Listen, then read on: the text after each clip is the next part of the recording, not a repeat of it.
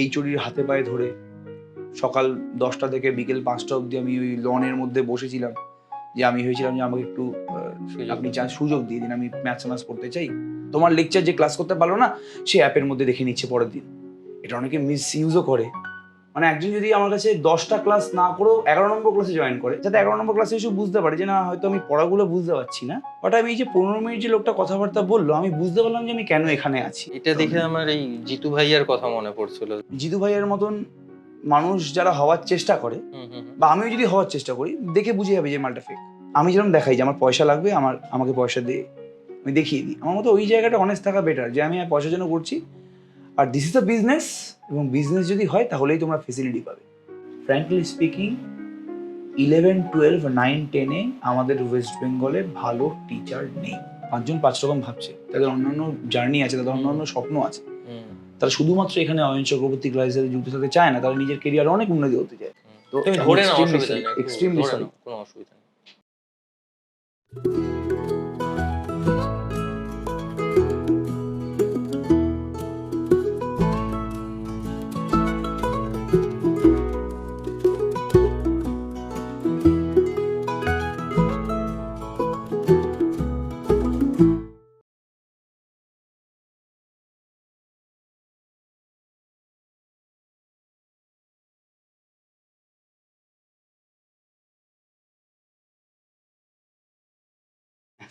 এত পড়ানোর চাপ ছিল যে আবার ভেবে ভেবে একটু নাম দেবো, হ্যাঁ, তো ইচ্ছে হয়নি, যে পড়াচ্ছে তার নামই রেখে দিই। না না, ভালো ভালো। কিন্তু তোমার কি মনে হয়, কারণ মানে ধরো অনেকেই তো ধরো নিজের বিজনেস যদি বলি, নিজের এন্টারপ্রাইজ যদি বলি, বা নতুন কেউ কিছু একটা ইনস্টিটিউট খুলছে, সেটার কেউ কেউ খুব একটা গাল ভরা নাম রাখে, কেউ কেউ নিজের নামেই দিয়ে দেয়। যেমন আমাদের ধরো ইন্ডাস্ট্রিতে, মিডিয়া ইন্ডাস্ট্রিতে ধরো পডকাস্টিংটা যেমন এখন খুব একটা চালু বিষয়, সবাই করছে। হ্যাঁ, এবার কেউ পডকাস্টিং বলছে, কেউ টক শো বলছে, আমরা যেমন ধরো আড্ডা বলছি, যে তোমার সাথে আড্ডা দিতেই এসেছি আজকে।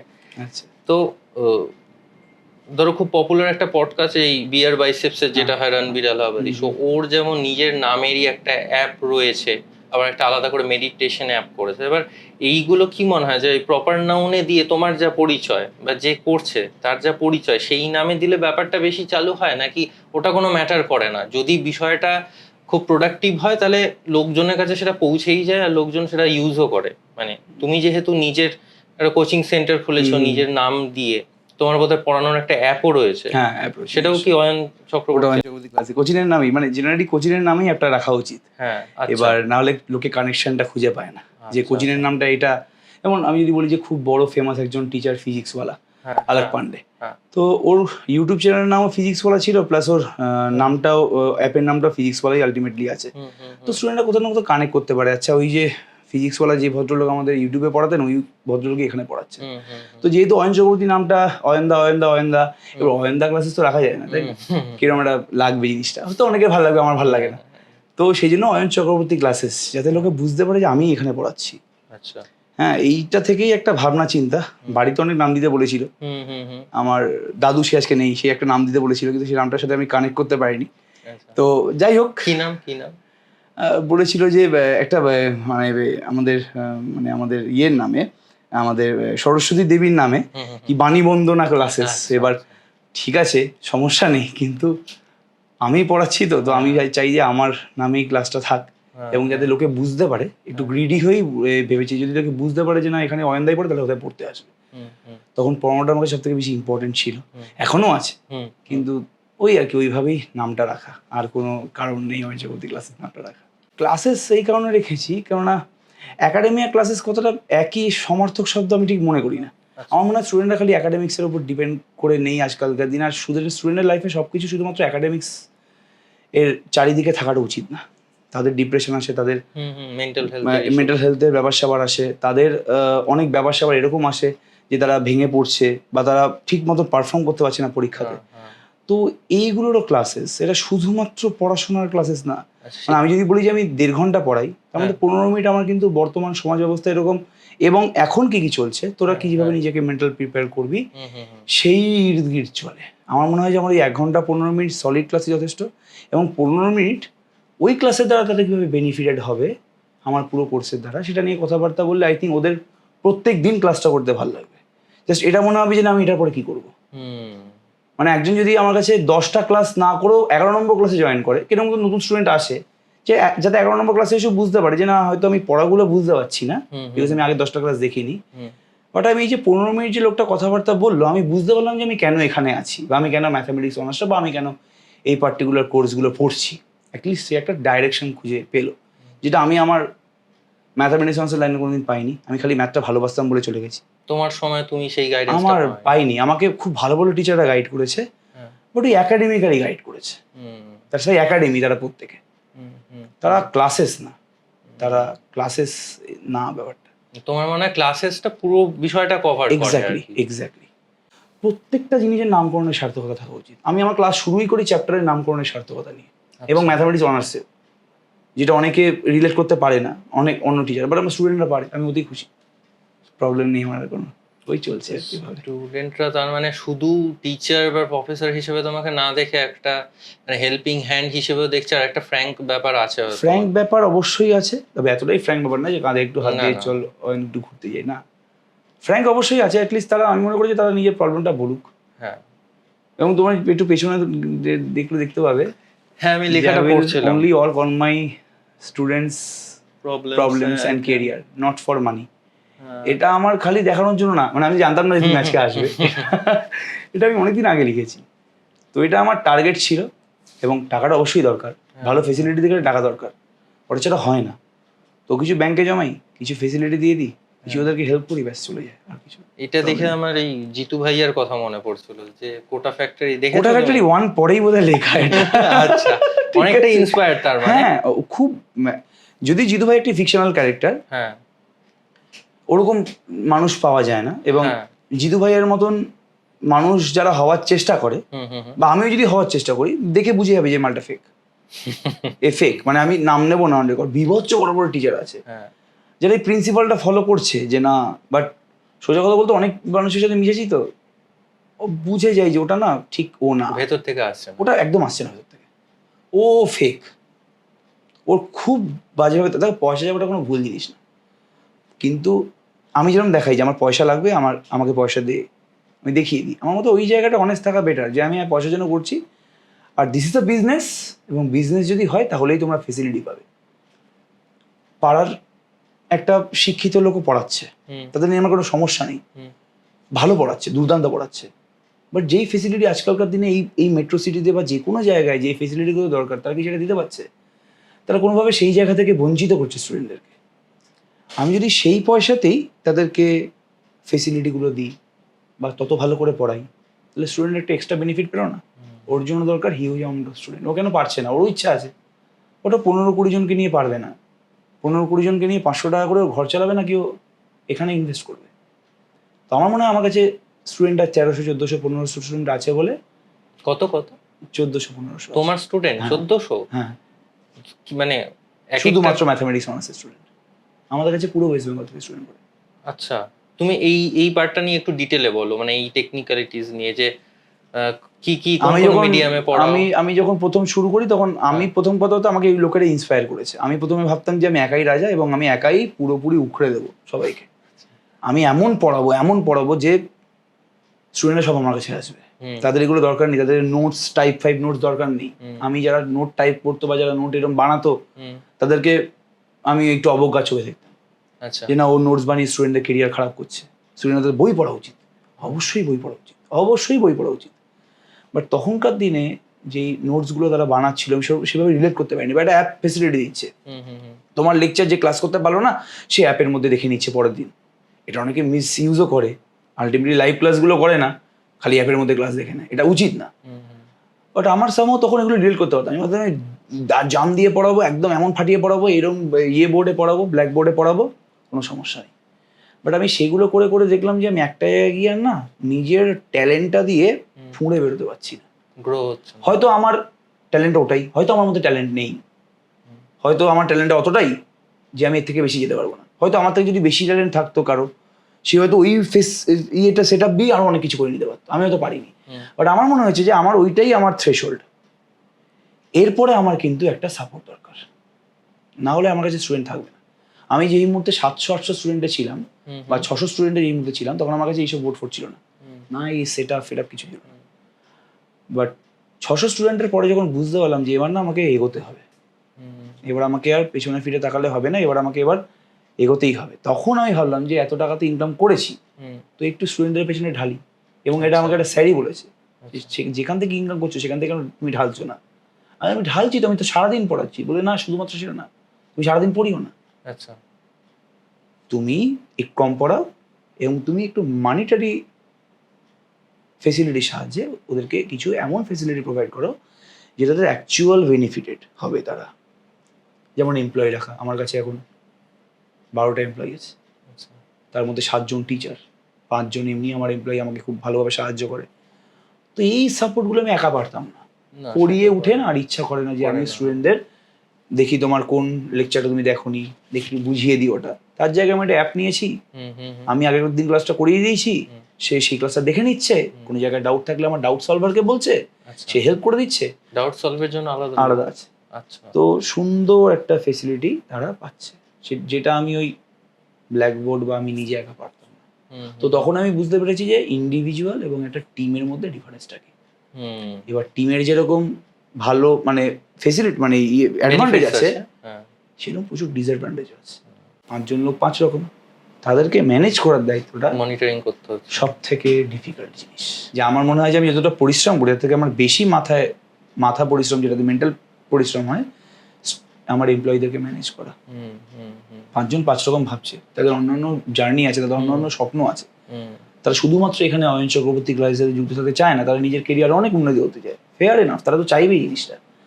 বাট তাদের এই স্বপ্নটার সাথে সাথে তারা কীভাবে হেল্প করবে, এই যে জার্নিটায় তাদেরকে নিয়ে যাওয়া, এটা খুব চ্যালেঞ্জিং বিষয়।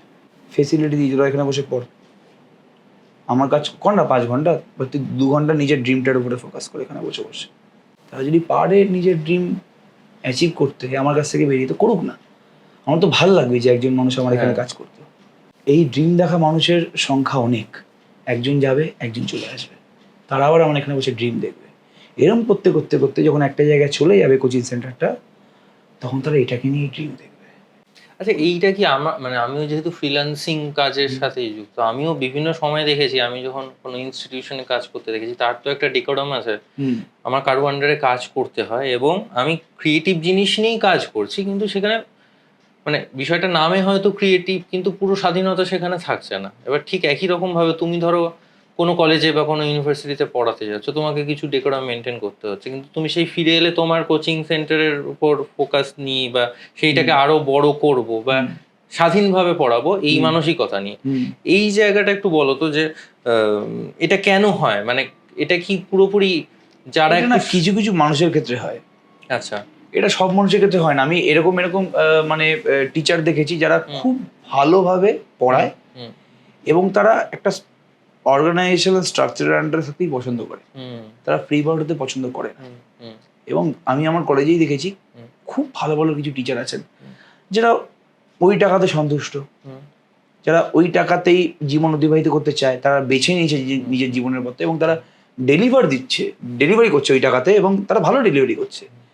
বাট ওরা ওই নিজে থেকে একটা বিশাল কিছু করবে এরকম ইচ্ছা নেই, তারা ওই ইনস্টিটিউশনটার পেছনে নিজের 100% দিচ্ছে।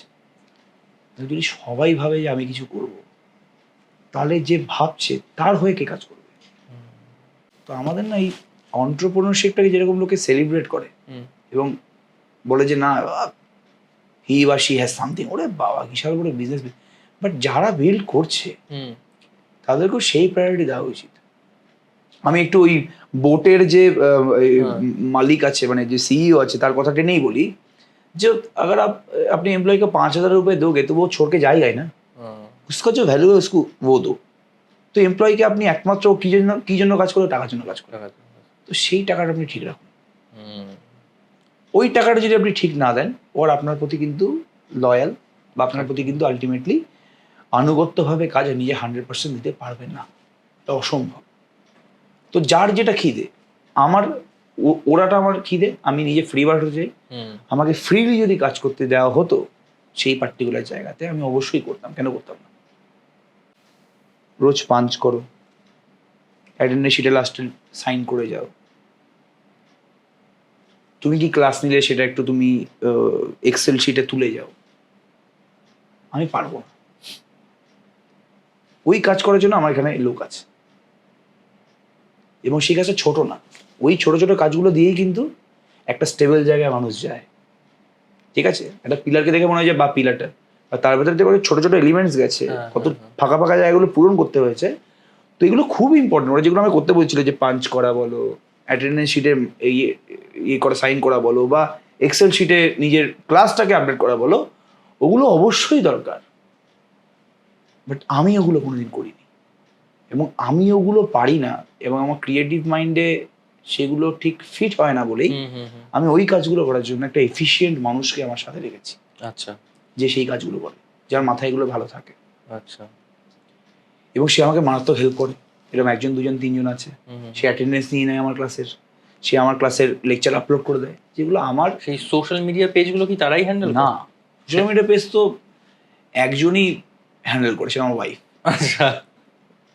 এবং ওর থেকে বড় সোশ্যাল মিডিয়া ম্যানেজার আর নেই। আমাকে ওই ফেসবুকের ভিডিওটা ভাইরাল হওয়ার পরে আমাকে একজন, দু তিনজন জিজ্ঞেস করেছে যে আপনার যে সোশ্যাল মিডিয়া টিমটা আছে, সেই টিমে আপনার এখন কতজন মেম্বার আছে, আপনি কি চান কোনো মেম্বার হায়ার করতে এই মুহূর্তে? আমার যে একজনই আছে যে পুরো টিমের সমান, সেটা হচ্ছে আমার ওয়াইফ। এবং সব থেকে beautiful thing about my wife is, ও কিন্তু কোনো জায়গায় শেখেনি। ও পুরো সেলফ স্টাডি করেছে, প্রচুর বই পড়ে, প্রচুর ছোট ছোট ছোট ছোট ভিডিও দেখে, যেখান থেকে ও নিজের মানে ইয়েটাকে ফ্লারিশ করতে পারবে। এবং ওর এই ব্যাপারটা হচ্ছে, ওর এরকম বিশাল হাইফাই চিন্তা ভাবনা নেই। যেই চিন্তা আমার মাথায় রেখে আমার মাথা খারাপ হয়ে যাবে।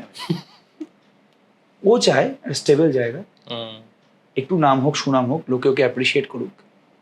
এবং ও হচ্ছে সেই বেস্ট এক্সাম্পল যেটা আমি চাই। এবং ভাগ্যবলা বিয়ে হয়ে গেছে, নাহলে আমার সোশ্যাল মিডিয়া কে করতো?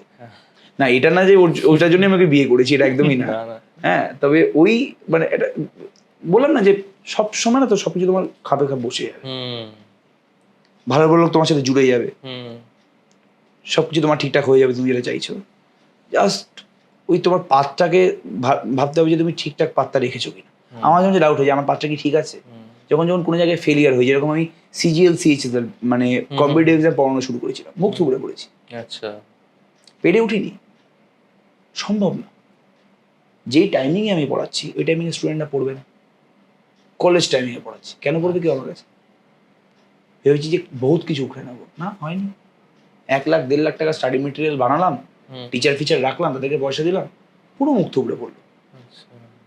2-3 জনও ভালো করে জয়েন করলো না। তো এইসব জায়গায় দেখো 1400টা 1500টা স্টুডেন্ট পড়িয়ে লাস্টে যখন 2-3 জন স্টুডেন্ট পাওয়া যায় না, তখন মানে বুঝতে হবে যে এটা একটা বিশাল বড় ফেলিয়ার। তখন বুঝতে পারলাম এক্স্যাক্টলি। এবং এই কাজগুলো যারা করছে, যারা খুব স্পেশালাইজড ওই কাজগুলো, তো শুরু করবো বলেই শুরু করে ফেললাম, হবে পসিবল। যেমন আমাকে অনার্সে এখন পর্যন্ত কেউ ওভাবে নাড়াতে পারবে না, কারণ আমি এই বছর এখানে অনেক বছর ধরে আছি। সেরকমই ওই জায়গাগুলোতে তারা অনেক বছর ধরে আছে। তো আমাকে ওদের মেন্টালিটিটা বুঝতে হবে যে ওরা কিরকমভাবে ওটাকে ডেভেলপ করেছে। এবং আমি যদি ওদের থেকে বেশি কিছু অফার করতে পারি, তাহলেই লোকে আমার কাছে পড়বে, আদারওয়াইজ এটা বুঝে গেছি। তাই জন্য ওগুলো স্টপ। তার মানে কি শুধুমাত্র অনার্সে না, আমাদের আরও অনেক প্ল্যান আছে ছোটোখাটো জায়গায়। মোটামুটি আমরা 11-12 পড়াবো, ইঞ্জিনিয়ারিং পড়াবো, প্ল্যান আছে। সেখানে হয়তো মুখ থুবড়ে পড়তে পারি, বাট আমরা চেষ্টাটা চালিয়ে এক্সপ্লোর না করলে তো বুঝতে পারবো হবে না। তো তোমার কি মনে হয়, তুমি যখন শুরু করেছিলে আর এখন যে জায়গায় দাঁড়িয়ে আছো, তুমি মানে কোন পথে রয়েছো? মানে এটাকে যদি মানে বিগিনিং, মিডল এই হিসেবে যদি ভাগ করা যায়। বিগিনিং ঠিক বলবো না, বিগিনিং এবং মিডলের মাঝখানে। কেননা যে টার্গেটটা আছে এটা এতটাই বড়, হয়তো আমার সারা জীবন লেগে যাবে। মাঝে মাঝে নিজের উপরে মারাত্মক সেলফ ডাউট হয়। যেমন এখন আমি ডাউটে আছি, গভীর ডাউটে আছি আমি এখন। সেই ডাউটটা আমার পড়ানোর উপরে এফেক্ট পড়েছে হালকা করে। আমি একটু বেশি চিন্তা করছি। আমার একটা সেমিস্টার যখন বেরিয়ে যায় না, 300, 400, 500 স্টুডেন্ট যখন বেরিয়ে যায় তাদের পড়ানো, তখন কি এক্সপেকটেশন থাকে যে প্রথম সেমিস্টারে কি সেই অ্যামাউন্ট অফ স্টুডেন্ট আসবে? আচ্ছা, তো এটা একটা বিশাল বড় টেনশন। তো এটা আমাকে প্রতিনিয়ত এটার মধ্যে দিয়ে যেতে হয়। মোটামুটি 5-6 মাস ভালো থাকি, আবার 6 মাস বা 1 বছর পরে আবার এই ফেজটা আমার মধ্যে আসে। এটা তো আসবেই, মানে ফার্স্ট সেমিস্টার আমার এখানে আসবে কি না, ঠিক আছে, আর কোথায় যেতে পারে, আর সব থেকে বড় কথা হচ্ছে এখন আমরা এরকম জায়গায় চলে গেছি যে কেউ যদি ম্যাথামেটিক্স অনার্স পড়ে তার 90% পসিবিলিটি সেখানে পড়বে, বিকজ পুরো ওয়েস্ট বেঙ্গল থেকে পড়ছে। বাট তোমরা খুব ভালো করে জানো এখনকার দিনে গ্র্যাজুয়েশনটা সেভাবে এখন লোকজন নিচ্ছে না, তো এটা অন্য জিনিস এক্সপ্লোর করার চেষ্টা করছে, বিসিএ বলো, বিটেক বলো, ডিফারেন্ট জিনিস এক্সপ্লোর করার চেষ্টা করছে। তো যদি তারা ম্যাথামেটিক্স অনার্স নাই নেয় তাহলে আমার কাছে পড়বে কেন? তো এখন বড় কথা হচ্ছে আমার কাছে পড়বে কি না সেটা না, তারা কি ম্যাথস অনার্স নেবে? কেননা আমি এমন নিজের একটা জায়গা বানিয়ে ফেলেছি ভগবানের আশীর্বাদে, যে আমি জানি যে তারা যদি ঢোকে ম্যাথামেটিক্স অনার্সে যে কোনো জায়গায় ওয়েস্ট বেঙ্গলের যে কোনো কলেজে, তার 90% পসিবিলিটি সে এখানে যুক্ত হচ্ছে। বাট কেউ যদি নাই নেয়, আমার এখন কোশ্চেনটা এই জায়গাতে আছে, কেউ যদি ম্যাথামেটিক্স অনার্স নিয়ে ভর্তি না হতে চায়, সেই ভালোবাসাটাই যদি অঙ্কের প্রতি না থাকে, তাহলে তারা ভর্তি হবে না। তো ব্যাপারটা এখন হার্ডওয়ার্ক থেকেও পুরোপুরি ব্যাপারটা শিফট করে গেছে যে তারা আলটিমেটলি কি করবে। কিন্তু কিছু সংখ্যক মানুষ তো আছে যারা অঙ্ক নিয়ে পড়বে, অবশ্যই তো হবেই। কারণ মানে যা হয়, আমি যেমন আমার কথা যদি বলি, আমি 11-12 সায়েন্স নিয়েছিলাম, কিন্তু 11টা পাস করার পর বুঝতে পারলাম আমার সায়েন্স নেওয়া ঠিক হয়নি। তারপর আমি কলেজে গিয়ে আবার আর্টস নিই এবং অঙ্কে খুবই খারাপ রেজাল্ট করেছিলাম, এবং একটা ভীতি থেকেই। এবং ওই ডিফারেন্সিয়েশন কি, ক্যালকুলাস, এগুলো মানে কিছুই বুঝতে পারতাম না। এটা অনেকটাই পড়ানোর টেকনিকের উপর, যে সহজ করে। আমি ক্লাস 8-এ 3বার 0 পেয়েছি অঙ্কে। আচ্ছা। আমি পড়তাম লবণানন্দ বিদ্যাপীঠে। আচ্ছা। 2008 সালে আমি তখন ক্লাস 8-এ, তখন এরকম 15-10 করে এরকম ডিফারেন্ট কালারের কোশ্চেন পেপার তখন বানাতো, পিঙ্ক কালার, হলুদ কালার, মাঝে মাঝে কোশ্চেন পেপারের মধ্যেই লেখার জায়গা থাকতো। আচ্ছা। তো এরকম সিস্টেম শুরু হয়েছিল তখন ওয়েস্ট বেঙ্গল বোর্ডে। তো প্রথম 15তে 0, সেকেন্ড 10-এ 0, আবার 15তে 0। এবং আমি আমার ক্লাসে সেই 3-4 জনের মধ্যেই পড়েছিলাম যারা পরপর 3টে পরীক্ষায় 0 পেয়েছে। তো আমি এটা একদম মনে করি, তুমি যেটা বললে যে পুরোপুরি পড়ানোটা ডিফারেন্ট স্কিল, এতটা ডিফারেন্ট স্কিল যে কেউ যদি একটু কম বিদ্যা থাকে সে কিন্তু দুর্দান্ত পড়িয়ে দিতে পারে। যারা পিএইচডি করে 99% লোক পড়াতে পারে না। আমি জানি না যে তাদের পিএইচডি করার মানেটা অ্যাকচুয়ালি কি। আবার তারা কিন্তু প্রফেসরের পরীক্ষা দিচ্ছে, তারা কিন্তু প্রফেসর হতে চাইছে। এবার আমি যদি বলি আমি খোখো খেলবো এখন, হবে না তো জিনিসটা। মানে আমি তো পারি না ওটা। আমি খোখোর জন্য এলিজিবল হয়ে গেলাম, ফিটনেস সবকিছু করে ফেললাম, কিন্তু আমি তো খোখো খেলতে পারি না। তো আমি যেটা পারি আমি সেটাই কাজটা করি। আমার এটা মনে হয় জিনিসটা। তো আমি এমএসসি পাস, আমার পিএইচডি করার এই মুহূর্তে কোনো ইচ্ছা নেই। আমি ওই আমার এমএসসিটুকু যা বিদ্যা আছে আমি সেটাকে বিতরণ করার চেষ্টা করি, আমার এটা পার্সোনালি মনে হয়। তো সেটাও লোকজন ভালো করে বিতরণ করতে পারছে না। এবং পারছে না বলি আমার মতে স্টুডেন্টদের যতটা না দোষ আছে, তার থেকে টিচারের দোষ বেশি। যে অ্যাটলিস্ট আমি বলবো যে 8, 9, 10, 11, 12 তখন তাদের কাঁচা মাথা, তাদেরকে না মানে একটু। এবং আমি খুব ফরচুনেট যে আমি এমন একটা টিচারকে পেয়েছিলাম যাকে আমি লাইফে কোনোদিন ভুলবো না। পরপর 3বার 0 পাওয়ার পরে আমি টিচারের কাছে গেছি এবং সে আমাকে মাধ্যমিকে 99 নিয়ে এসেছিল 100-তে আমার কাছ থেকে।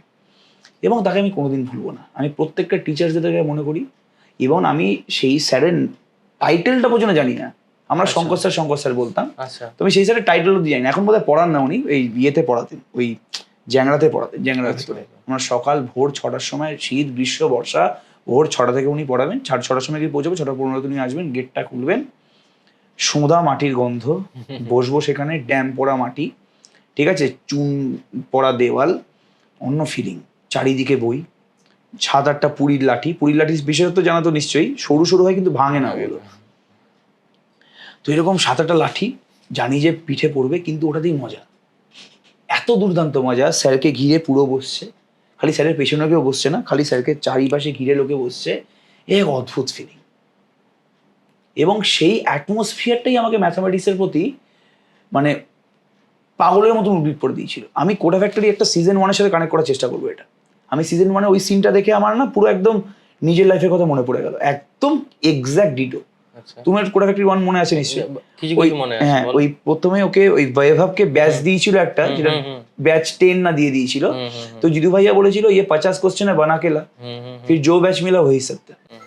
তো তুমি ধরে নাও, অসুবিধা নেই, এক্সট্রিমলি সরি, কোনো অসুবিধা নেই, এক্সট্রিমলি সরি।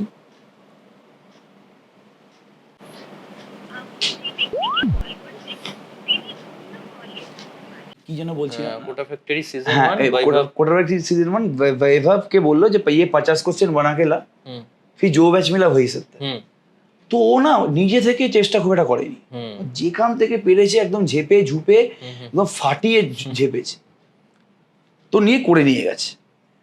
আমি এক্স্যাক্ট বলছি এই জিনিসটা আমার সাথে হয়েছে। শঙ্কর স্যারের কাছে পড়ছি ক্লাস 9-এ, একটা বই আছে অমলকে ভৌমিক বলে। আচ্ছা তখনকার দিনে অমলকে ভৌমিক হচ্ছে তোমার ওয়েস্ট বেঙ্গল বোর্ডের সব থেকে টাফেস্ট বই। ওই বইয়ের ট্রিগোনোমেট্রিকে করতে পারছে না। শঙ্কর স্যার আমাদের ব্যাচ 1-কে বলেছে, শঙ্কর স্যার ওরকম ব্যাচ 1, ব্যাচ 2, ব্যাচ 3 ছিল। ব্যাচ 1-কে বলেছি যে এ বাংলায় বলেছে এই 20টা কোশ্চেন আছে, ওটা করে নিয়ে আয়, যে পারবে মেনে যাবো আমি, যা ঠিক আছে ওকে। আমার মেজদি সেদিন আমাদের বাড়িতে ঘুরতে এসেছিল, ঠিক আছে, মেজদি অঙ্কে ভালো, তো ও তখন ইঞ্জিনিয়ারিং পড়ছে। আমি সারা রাত ধরে মেজদিকে ঘুমাতে দিইনি, কেন আগের দিন রাত্রেবেলা 9:30টায় ঢুকেছি বাড়ি শঙ্কর স্যারের কাছে পড়ে, পরের দিন সকালবেলা শঙ্কর স্যারের কাছে আবার পড়া। ওই রাতের মধ্যেই যা খেলা খেল দেখাতে হবে আমাকে। তো এরকম এক্সাম্পল দেখে থেকে মেজদিকে দিয়ে সমস্ত সলভ করিয়ে খালি একটা কোশ্চেন হয়নি, নিয়ে গেছি শঙ্কর স্যারের কাছে। এবং শঙ্কর স্যার এই আমার খাতাটা দেখি সবাইকে পড়িয়েছে, তারপর টুকেছি তো লাইন জাম্প করে গেছে অনেক কিছু, তো ওগুলো কেটে সব দেখাচ্ছি। ভাই বলছি না যে আমি টুকেছি, কিন্তু এখন আমি বুঝতে পারি যে আমি ওই জিনিসটা করেছিলাম বলে, হ্যাঁ টুকেছিলাম মানছি, কিন্তু আমাকে ওই জিনিসটা না ম্যাথামেটিক্সের প্রতি একটা বিভৎস ইন্টারেস্ট জাগিয়ে দিয়েছিল, যে আমিও পারি, আমার মধ্যে ক্ষমতাটা আছে, আমি না ওই চেষ্টা করলে আমি পারবো। এবং যখন স্যার যখন বোঝাচ্ছে, আমি যখন অঙ্কগুলো বুঝে যাচ্ছি, আরও তখন ইন্টারেস্ট বেড়ে যাচ্ছে। তারপরে আমি মাধ্যমিকে আরও 6টা বই শেষ করি তারপরে, এবং তারপরে শেষ করার পরে বুঝে গেছিলাম যে ব্যাস আমার ট্র্যাক চলে এসছে। তো সব কিছুই আমার মনে হয় যে প্রি-ডিফাইন্ড, একদম যখন তোমার দরকার সমস্ত কিছু তোমার খাবে একদম ঠিকঠাক জায়গায় বসে যায়, এবং উপর থেকে কেউ না কেউ সেটাকে কন্ট্রোল করছে, এবং ভালো কন্ট্রোল করছে। ইফ ইউ আর অনেস্ট, দেন তোমাকে সত্যি কথা বলতে তোমাকে প্রত্যেকটা স্টেপে সে সাহায্য করবে, কেউ যদি চায়। তো আমার এটা মনে হয়। তো এখনও তো আমি স্টেপের মধ্যে দিয়ে হাঁটছি, এখন একদম জাস্ট স্টার্টিং, একদম মিডলের মাঝখানে আছি, জানি না পরে কি হবে, তবে হোপফুলি যা হবে ভালো হবে, এটাই আর কি। আমি বেশি কথা বলে ফেলছি না তো? না ঠিক আছে, আমরা পডকাস্ট বা আড্ডা এই কারণেই হয় যতটা ইলাবোরেট করে বলা যায়। তুমি অঙ্কে ফেল করেছো সেটার কথা, সরি ফেল না মানে হ্যাঁ জিরো পেলি, ফেলই, ওটা ফেল, ওটা ওই পরীক্ষাতে ফেল, আমি 3টে পরীক্ষায় বড় ফেল। তাও আর কি অঙ্কের প্রতি যে ভালোবাসাটা স্টিল থেকে গেল, বা একটা জেদ চেপে ওই গেল। জেদ চেপে গেল তো ওই স্যারের জন্য পুরোপুরি, যেটা হ্যাঁ, বললাম, যেটা বললে আমার ওটা পুরো 90% স্যারের জন্যই হয়েছে, আর 10% আমার নিজের ইচ্ছা। এবং ছোটবেলা থেকে যে ম্যাথামেটিক্সটা মারাত্মক লেভেলে ভালো লাগতো এরকম না, মানে মোটামুটি করতাম, চেষ্টা করতাম, বাট অতটাও যে অ্যাট্রাক্ট করছে, আসলে কোনো সাবজেক্ট এরকম ছিল না যে অ্যাট্রাক্ট করছে মারাত্মক লেভেলে। 9 থেকে হঠাৎ করে ওই স্যারের কাছে পড়ে আমার ম্যাথটাকে একটু এক্সট্রা ভালো লাগতে শুরু করলো। 11-12 পাগলের মতন ম্যাথ করেছি। কিন্তু মানে 9-10 অঙ্ক আর 11-12 অঙ্ক তো মানে হিউজ ডিফারেন্স। তখন অঙ্ক বিষয়টা বা অঙ্ক যেই ওয়ার্ডটা, ওটার প্রতি এতটাই ভালোবাসা চলেছিল, মনে হচ্ছিল যে আমি যা দেবে তাই কঙ্কার করে ফেলবো। আচ্ছা, মানে আমি এটা ভাবিনি যে আমি নতুন কিছু শিখছি, আমি পারবো কিনা, যা দেবে করে নেবো। আচ্ছা, মানে এরকম একটা ব্যাপার। তাহলে তুমি যদি সেটা বলো যে 11-12 থেকে তো অনার্সটা আরো বেশি ডিফিকাল্ট, আরো কোনো মিল নেই, কিন্তু ওটাই ছিল, জেদ ছিল যে ভাই যা বিদ্যা আছে আমি করে ফেলবো, হয়েই যাবে, ওটা গ্যারেন্টি সহকারে হয়ে যাবে। তো 11-12 পড়লাম, ইঞ্জিনিয়ারিংয়ে ভর্তি হলাম, ইঞ্জিনিয়ারিং 6 মাস পরে পারলাম না, আমি ছেড়ে দিলাম ইঞ্জিনিয়ারিং। আচ্ছা, আবার ম্যাথামেটিক্স অনার্সে গেলাম। ম্যাথামেটিক্সে যাওয়ার পরে যেহেতু আমার 1 বছর তখন ব্যাকলগ হয়ে গেল, 2013 সালে আমি ভর্তি হয়েছি ম্যাথ অনার্সে, আর 12 সালে আমার তো এইচএস। তো 1 বছর তখন রুল করে দিল যে পুরনো ক্যান্ডিডেটদের নেওয়া হবে না। আচ্ছা, তবু ওই গুরুদাস কলেজে গিয়ে আমি একটু ওই এইচওডির হাতে পায়ে ধরে সকাল 10টা থেকে বিকেল 5টা অবধি আমি ওই লনের মধ্যে বসেছিলাম, যে আমি হয়েছিলাম যে আমাকে একটু আপনি সুযোগ দিয়ে দিন, আমি ম্যাথস অনার্স পড়তে চাই, আমি এরকম ব্যাপার স্যাপার আমার আছে। তো গোপীনাথ লাহা আমাদের এইচওডি ছিলেন, তো সেই অনেক মানে খুশি হয়ে যে তুমি বসেছো, আমার ডিটারমিনেশন আছে আমার মধ্যে। তো আমাকে একটা কথা বলেছিলেন যে তুমি সাপ্লি পাবে না, ফেল করবে না তো? আমি বললাম যে না, আপনি আমায় চান্সটা দিয়ে দেখুন না, আমি ফেল করবো না। তো আমি করে যে টপার হয়ে তারপর বেরোই। আচ্ছা, প্রথম যখন ফার্স্ট ইয়ারে যখন রেজাল্ট বেরোলো, ফার্স্ট ইয়ারে যখন টপ করলাম, তখন মানে বিভৎস ভালো এক্সপিরিয়েন্স, মানে ইয়ে ছিল আর কি। মানে মা বলেছিল, মা তো নিজে অনার্স পড়েছে, মা তো ফিলোসফি অনার্স পড়েছে, মা বলেছে ভাই 60% পাওয়া কিন্তু বিশাল ডিফিকাল্ট। আমি ভাবছি যে আমি সব কিছুই করেছি, সব অঙ্ক করেছি, আমি 60% কেন পাবো? অঙ্ক মানে তো ঠিক আমার মাথায় ওটা ঘুরছে। তাহলে যে না, মা ভুল, মার সাবজেক্টে 60% ঠিক আছে, বাট অঙ্কে 60% না, প্রচুর নাম্বার পাওয়া যায়। সেটা অনার্স লেভেল অনার্স লেভেলে প্রচুর নাম্বার পাওয়া যায়। আমি যখন 80% যখন পেলাম, টপ ফাপ যখন করলাম, তখন নিজের মধ্যে কনফিডেন্স ছিল একটা, এবং কনফিডেন্সটা আসার পরে সেটাকে আমি আর যেতে দিইনি। ওটা যেতে দিইনি। আমি তারপর কন্টিনিউয়াসলি টিচারদের কাছে পড়েছি, প্রাইভেট টিউটরদের কাছে পড়েছি, খুব ভালো গাইড করেছে তারা। গাইড ফাইড করার পরে তারপরে আমি এমএসসি টেমএসসি করলাম। তারপরে একটু নিজেকে ব্রেক দিলাম যে না, এরপরে আমি আর না মানে হায়ার স্টাডিজ করবো না।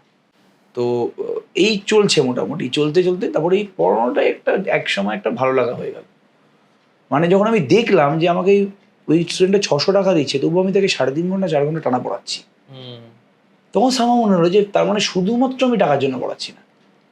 ওই সময়গুলোতে ক্লিক করে দিত আমার। যদি খালি টাকার জন্য 600 টাকা যত টাকাই তুমি দাও, 2 ঘন্টা ম্যাক্সিমাম একটা টিচার পড়ায়, আমি 3 ঘন্টা 4 ঘন্টা পড়ে যাচ্ছি, ঘড়ি ফড়ি দেখছি না, পাগলের মতন পড়ে যাচ্ছি। স্টুডেন্টের মা খুব স্যাটিসফাইড, অয়ন ঘড়ি দেখে না, অয়ন মারাত্মক লেভেলে পড়াচ্ছে, ভালো পড়াচ্ছে।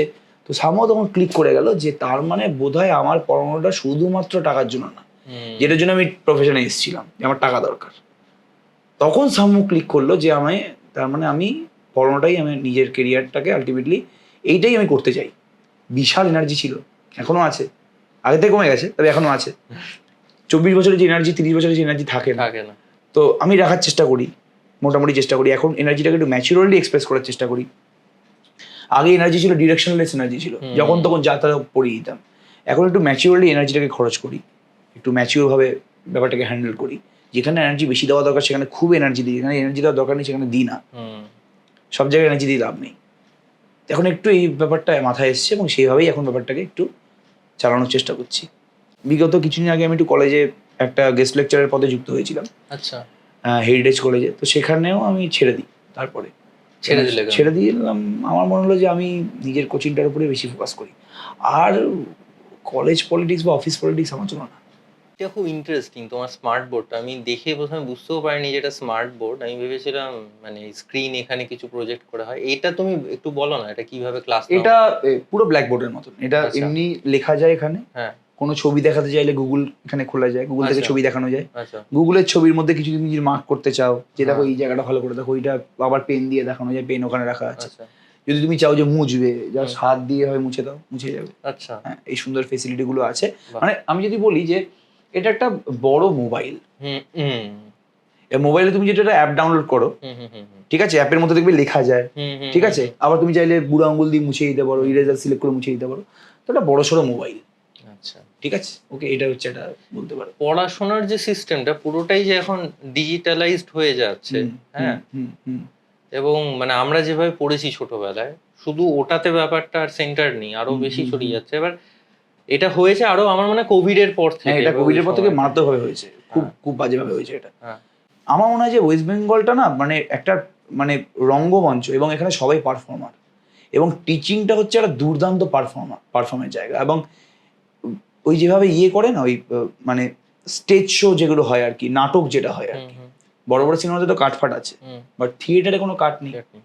এবং কাট নেই, ওটাকে ওভাবেই তোমার ম্যানেজ করতে হচ্ছে। 2 ঘন্টা 3 ঘন্টার পারফরমেন্স, টিচিংটা এক্স্যাক্টলি সেটা। তো রামানুজন প্রুভ করে গেছিল রায়মানজিটা ফাংশন দিয়ে, সেটা কেউ বোঝে না।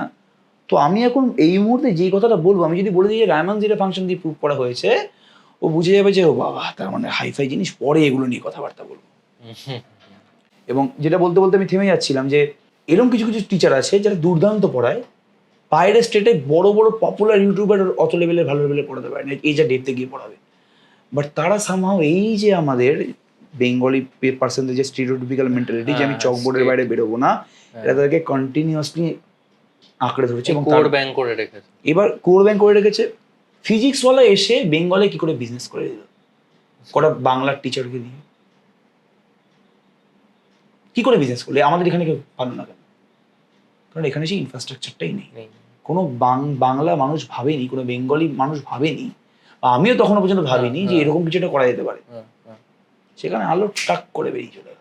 হ্যাঁ, মানে এই যে তুমি যেই মাধ্যমটা, যে মিডিয়ামটায় তুমি পড়াচ্ছ, এটাই তো ওই লকডাউনের পর যখন আনএকাডেমি, ফিজিক্স ওয়ালা খুব মানে অনেক পপুলার হয়ে গেল, তখন লোকে আরো নর্মালাইজ করতে শুরু করলো যে হ্যাঁ, এভাবে পড়ানো যেতে পারে, পড়াশোনা হতে পারে। একদম যারা আরো ছোট, যারা ক্লাস 3-4 বা বাচ্চা একদম, তাদের ক্ষেত্রে হয়তো সবসময় অনলাইন বা ডিজিটাল মাধ্যমটা তাদের ক্ষেত্রে বাড়িয়ে না। হ্যাঁ, বাড়িতে বাবা মা শিক্ষিত হওয়ার দরকার নেই। ক্লাস 3-4 এর বাচ্চার কি দরকার জানো তো? আমার যেটা মনে হয়, পরিবেশ তো একদম দারুণ কথাবার্তা বললে, এবং তার স্কুলের পরিকাঠামো তো অবশ্যই দরকার, এবং পরিবেশ দরকার, বাড়ির শিক্ষাটা দরকার। বাড়ির শিক্ষায় শিক্ষিত করতে গেলে যে তোমাকে বাবা মাকে হেভি হাইফাই এডুকেটেড হতে হবে কোনো মানে নেই তো। আমার দিদা ছিল 8ও পড়েনি, আমার মাকে এমএসসি পাস করিয়েছে, এমএ পাস করিয়েছে। তো প্রত্যেকটা ছেলে মেয়েকে তার ভালো একটা শিক্ষা দিয়েছে, পরিবেশ দিয়েছে। আমার দাদুর সাপোর্ট ছাড়া, ঠাকুরদার সাপোর্ট ছাড়া, ঠাকুরদা তো নিজের কাজে বেরিয়ে যেত, তো সে কি করে দিয়েছে, তার ভিশনটা বড় ছিল। তো এই এখনকার দিনে আমাদের ওয়েস্ট বেঙ্গল আমার মনে হয় যে ভিশনটাই না বড় নেই। ভিশনটা বড় না থাকার জন্য, আর ওরে বাবা আরেকটা জিনিস তো তুমি বলা, আমি বলতেই ভুলে যাচ্ছি, যে অন্য কোনো কোচিং সেন্টারে ভালো করছে তো সহ্য করতে পারবে। এটা কিন্তু আমি বলছি এটা বাইরে হয় না, এটা বাইরে হয় না, বাইরে আরো প্রফেশনাল হয়, অনেক বেশি প্রফেশনাল, অনেক বেশি প্রফেশনাল। এরা নিজেকে আপডেট করবে না, অন্য কেউ করতে দেবে না। আর আলটিমেটলি আমাদের প্রত্যেকটা টিচারের টার্গেটটাকেই যে স্টুডেন্টকে একটা জায়গায় সাকসেসফুল দেখা। এটা ব্যাক অফ দ্য মাইন্ড চলে, ব্যাক অফ দ্য মাইন্ডের টাকা চলে 40%, 40% এটা চলে যে এটা আমার প্যাশন, 30% প্যাশন এটা আমার না, 30 টাকা করে দিই, 40 প্যাশন রেখে দিই। কেননা এরম হয় যখন কোনো স্টুডেন্ট বেরিয়েও যায়, সে হয়তো ফিস দিত না আমাকে, এরকম তো 25 স্টুডেন্ট আমার কাছে পড়ে যারা ফিস দেয় না, তারা ইকোনমিক্যালি উইক, সে সাপোজ পড়ছে না আমার কাছে। আমি তো যুগ পুরুষ না যে আমার কাছে সবাই পড়বে, মানে এটা বেরোবেই তো, এটা স্বাভাবিক এটা। তো আমি সাপোজ বেরিয়ে গেল, সে তো টাকা দিত না, সবার ফার্স্টে স্ট্রাইক করে কি জানো তো, ছেলেটা বলতে স্যাটিসফাইড হলো না। এটা ভাবি না যে সে তো টাকা দিচ্ছে, 500 টাকা 600 টাকা 1000 টাকা চলে গেল, এটা মাথায় আসে না। প্রথমে মাথায় আসে যে বোধহয় কোনো কিছু ল্যাক করেছি, ভালো করে পড়াতে পারলাম না কি। তাহলে প্রথমে কিন্তু প্রফেশনটা, প্যাশনটা মাথায় ঘুরছে, তো ওটাকে আমি ওই জন্য 40% রাখছি, বাট ওই জন্য বাড়িয়ে দিতে পারবো। 30% রাখবো আমি হচ্ছে মানি, নাহলে ফেসিলিটি হবে না, এমপ্লয়িরা কাজ করতে পারবে না, রাখতে পারবো না। আর ওই 20% হচ্ছে 30% স্টুডেন্টের কেরিয়ার, মানে চাই যে স্টুডেন্ট একটা দারুণ জায়গায় যাক, এবং কেউ যদি মনে করে যে আমি 40% নিজের জন্য রেখেছি, 30% ওদের জন্য, ভাবুক। যখনই কোনো ক্লাস দেখি না যে আমি নিজের স্যাটিসফাইড ক্লাসটা নিয়ে, বুঝে যায় যে স্টুডেন্টরাও বুঝতে পেরেছে। আর মাঝে মাঝে এরকম হয়েছে যে স্টুডেন্টরা বলছে দারুণ ক্লাস হয়েছে, দাদা দারুণ হয়েছে, কিন্তু আমি বুঝতে পারছি আমি ক্লাসে 100% দিতে পারিনি।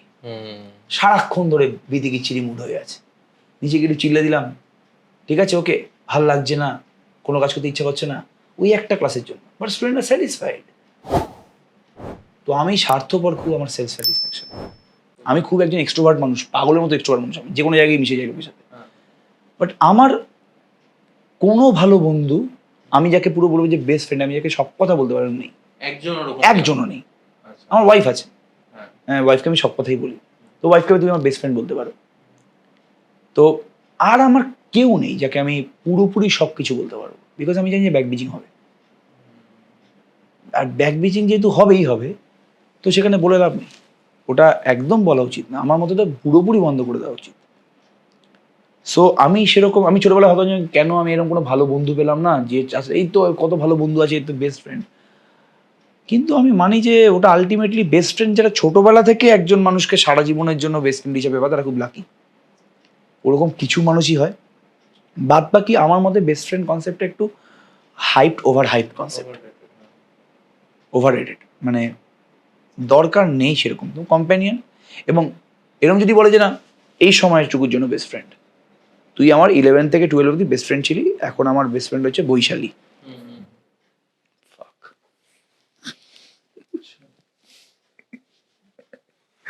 তুমি একটু ওয়েট করো, এখানে কারেন্টটা আমার এই বাড়ির এই যে ইনভার্টারটা আছে, ওটা 2 দিনের জন্য সারাইতে গেছে। আর এখন টর্চটা জ্বালাও, সে মোবাইল দিয়ে আলো করে নেওয়া যাবে, আমার ফোনটাও আছে। Lumos Maxima.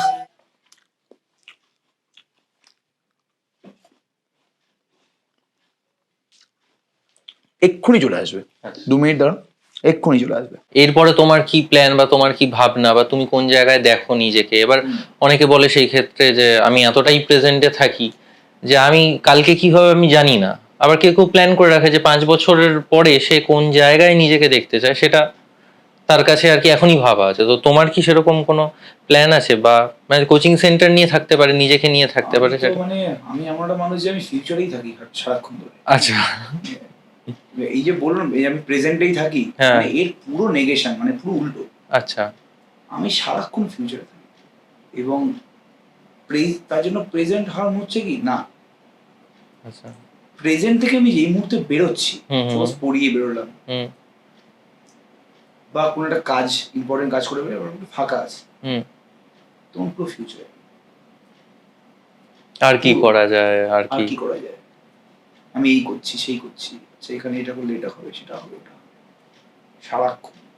এবং এই মেঘে ঢাকা তারাতে একটা দারুণ ডায়লগ আছে, হুম, আমার মাথায় রোজ হাজারো ভোল্টের চিন্তা ভাবনা ঘোরাফেরা করে, হুম। এই ছোট কারেন্টে আমার সুরসুরি লাগে। মেঘে ঢাকা তারা দেখছো নিশ্চয়ই, হ্যাঁ, হ্যাঁ। ওই যখন ওকে পাগলখানাতে নিয়েছিল, যখন এই শক দিচ্ছিল যখন মাথা ঠিক করার জন্য শ্বাসরোধকে, হুম, হুম, তো ওইখানে কথা বলতে বলছিল যে এটা কিন্তু খুব হাই ভোল্টেজ, বলে আমার রোজ আমার মাথায় হাজার ভোল্টের চিন্তা ভাবনা করে, তোমার এই শখে আমার সুরসুরি লাগে। তো ওরকমই ব্যাপার স্যাপার, এরকমই চিন্তা ভাবনা সারাক্ষণ ধরে ঘোরাফেরা করছে, যে আলটিমেটলি চট করে প্রেজেন্টে আমি ফিরে আসতে পারি না, যখন আসতে হয় তখন চলে আসি। এই জন্য ফ্যামিলিকে একটু সময় দেওয়া কম হয়, নিজের ওয়াইফকে একটু সময় দেওয়া কম হয়, হুম। বাট যতটা পারি দেওয়ার চেষ্টা করি, সময় প্রেজেন্টে থাকার চেষ্টা করি, বাট সারাক্ষণ ধরে ওটাই ঘুরছে। এবং ওয়াইফ খুব সাপোর্টিভ, ও বোঝে যে আমি এই সময় ফিউচারে যাচ্ছি, তো তখন আর আমাকে কিছু বলে না, বা বলে যে কি ভাবছো, আবার এসিসি নিয়ে ভাবছো, আমার তো হ্যাঁ। শর্ট ফর্ম হচ্ছে এসিসি, আবার এসিসি নিয়ে ভাবছো, হ্যাঁ, ঠিক আছে ভাবো। এইভাবেই ব্যাপারটাকে পুরোপুরি একটা আন্ডারস্ট্যান্ডিং করে নিয়েছি আর কি। কিন্তু মানে টায়ার্ড লাগে না? মানে যে কোনো মানুষই তার প্যাশনের বিষয় নিয়ে যতই একনিষ্ঠ থাকুক, পড়ে থাকুক, কোনো না কোনো সময় পর হয় না যে একটা ভ্যাকান্ট, একটা স্টেট অফ মাইন্ড আসে, বা একটা ব্ল্যাঙ্ক ব্যাপার চলে আসে। কখনো তুমি টায়ার্ড হও না? এবার এটা হয়তো শুনে অনেকে বলবে যে মালটা পাক্কা ঠক দিচ্ছে, আমি অনেস্টলি বলছি আমার কাজ নিয়ে কোনোদিন টায়ার্ড হয়নি। আচ্ছা। একটা সমাজে একটা ইম্প্যাক্ট ফেলা বা নিজের পরিচিতি বাড়ানো, খুব স্বার্থপরভাবে বলছি, নিজের পরিচিতি বাড়ানো, লোকে আমাকে চিনবে এবং সমাজে আমার দ্বারা একটা ইম্প্যাক্ট পড়বে, হ্যাঁ।